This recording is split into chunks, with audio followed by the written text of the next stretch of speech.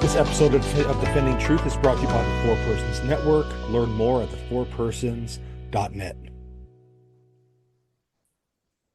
Hello, everyone. Welcome back to this episode of Defending Truth. Thank you for joining me for this great episode.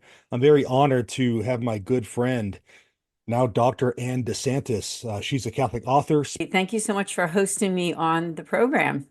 Oh, it's my pleasure. It's my pleasure to have you on to talk about your great new book titled The Virtue of Affability or Friendliness and Its Relevance in Modern Evangelization. So I'm reading through your book, a lot of great stuff here. Can you walk us through how this book came about? Oh, I'd be happy to. So, back in October of this year, 2024, I earned my doctorate in theology from Pontifex University. This topic was actually my dissertation topic, the virtue of affability, which essentially is our openness, our friendliness that we have with other people, in imitation of Christ, in imitation of the saints. And so the book really is, I'll walk through what that virtue is, where it came from, and how we can apply it. Really, that's the bottom line of the book, is how do we apply it in our modern day society today, where there is so much discord between people, people who are having a hard time really getting along, being able to be congenial, being able to communicate properly with people that we know and don't know. And so that's really where it came from. So, like I said, this came about as your dissertation topic from Pontifex University. Was there something that you encountered that made you decide on this topic? Actually, yes, I would say that it has been some of my own personal experiences in the church. A lot of times in the church and in evangelization, we say, what are we doing wrong here? Why are people leaving the church? Why are people not attending Mass? Why are they disassociating themselves from Catholicism? And of course, we know we do have the deposits of the truth, and that is really the most important thing. But to some people out there, some people in society who are more secular minded, they don't care about that. What they care about is the reaction that they get from Catholics and Christians, and being able to feel like they can be accepted for who they are. Now, of course, we're not talking about sin. As Catholics, we know we're always trying to avoid sin. So we're not Right. talking about that. We're not talking about the acceptance of sin. We're talking about meeting people where they are through this virtue of affability, which is our openness. It's really not only our actions with others, but it's our reactions to people too. And so that's just a little bit about the book and why it, or how it came about. I know in your book you talk about the teaching of Pope Francis. You go through scripture, you go through other wisdom from the great saints of the church. And can you walk us through some of those that maybe stuck out to you the most in your research? Well, yes. And the book, even the cover itself, is a picture of Pope Francis in a crowd smiling. And some of you who are watching this podcast are aware of some of his more larger pieces of writing, say the Amoris Laetitia, and actually I have it right here, the Evangelii Gaudium, another one that he wrote, and some of the other more recent ones. And when I read through them, I thought there's sort of this uh, underlying message in all of his writings. It's really a message to people on an individual level. Of course, there's always that group level, the group mentality of what can we do to make the church reach out more evangelization.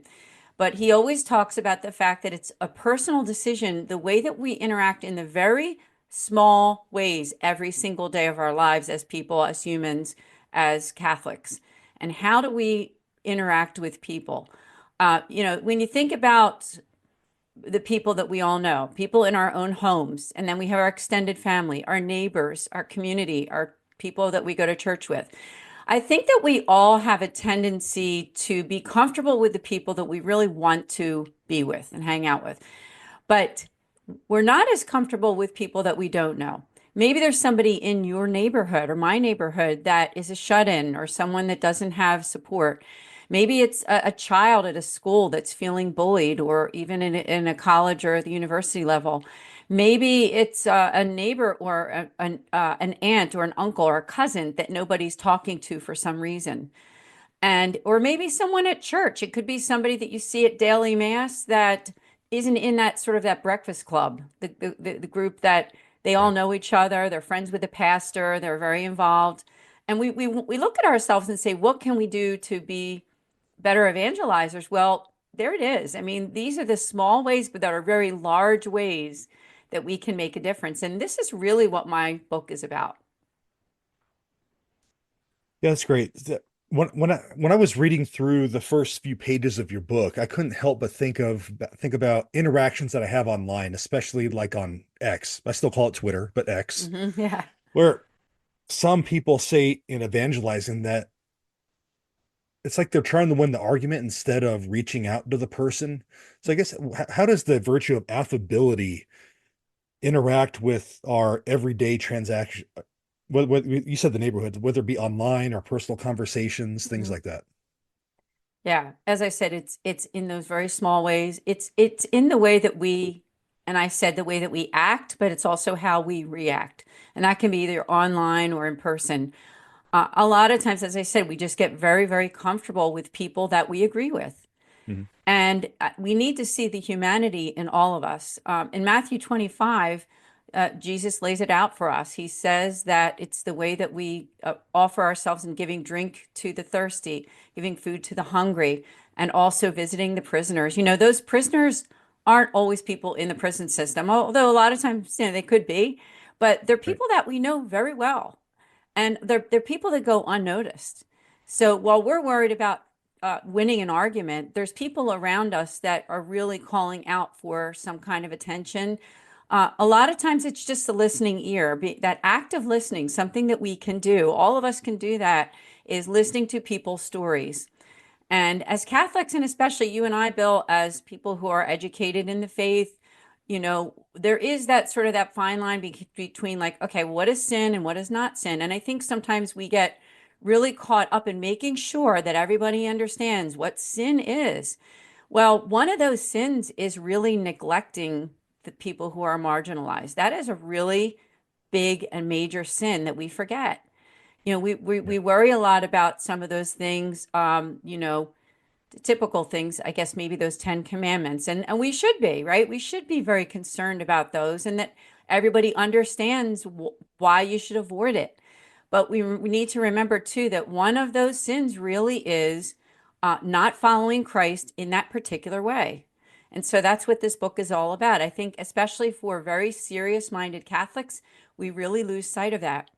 I am hoping that this book can get into the hands of priests, religious, those in the academic world, theological world. I would love it to get over to the Vatican. I'd love for the Pope to get this book. I'd love for him to be able to read it, and for them, people within his circles to be able to be aware of it. So I'm hoping that that's something that can be done so that this message of affability can be taught, because a lot of people have no idea. I can't tell you how many people that I've talked to about this book and say, I've never heard of that. Well, Right. maybe it's time that people do find out about that. Right, because in the whole grand scope of evangelization, it's a very important topic that, except like you pointed out, just I don't want to say ignored, but it's almost to that point. So what feedback have you received about the book so far? I would say pretty good feedback so far. I mean, honestly, you might see there's like a box in the back there. Like that's actually a box of the book. And literally the box just came like on Christmas Eve. So from when this podcast is being taped on New Year's Eve, 2024. So, I mean, it's literally just been published. The doctorate itself went through on October 18th, 2024. That's the Feast of St. Luke. I was happy about that. It's a great feast day for the doctorate to go through and happen. So yeah, so far so good. Anybody who's watching, hey, if you could help me out, spread the word. My website is andesantis.com. And I just invite people to, go on my website, learn about the book. It's been published by En route Publishing. I thank Dr. Sebastian Mahfoud for being the one to publish the book for me. And yeah, I'm really excited for what's to come in spreading this message. It's not, to me, it's not so much about me or the book or selling the book. It's really about people being educated in this, because We think about, say, the message of theology of the body, which really went just worldwide, didn't it? I mean, everybody Yeah. knows what theology of the body is. And I think it's a wonderful thing the way that that was really brought to life. Well, I'm kind of hoping that this same message of affability and something so simple as how we interact in our daily lives, I really hope that it can get out there and that we understand how important it is. We're not in heaven yet. Sin affects all of us, and I mean all of us. So, Hmm. even those who are very holy and well schooled in theology, and people who are, attending daily mass or prayer groups, rosary groups, we're not there yet, right? So, for all Right. those people that we're praying for, we got to pray for ourselves too, because evangelization starts with us. And if we don't get this, if we don't understand how important this virtue is, I mean, that's not a good thing. So that's one way that we can really, I think, help to get that message out about this valuable virtue. Message. I think it's kind of sad that it even has to be a topic for a dissertation. Does Yeah. that make sense? Because it's Think it, almost like it's so simple, but I think in a lot of ways, when in our evangelization practices, we've lost it. We've lost right. it. We get so caught up in the minutia of proving who's right, who's wrong, who's on the right side, the left side of even our Catholicism, as we do in the political world, that we forget that it's really about those very small interactions that we have on an everyday basis with people that is all about our salvation, right? It's about our Hmm. own salvation.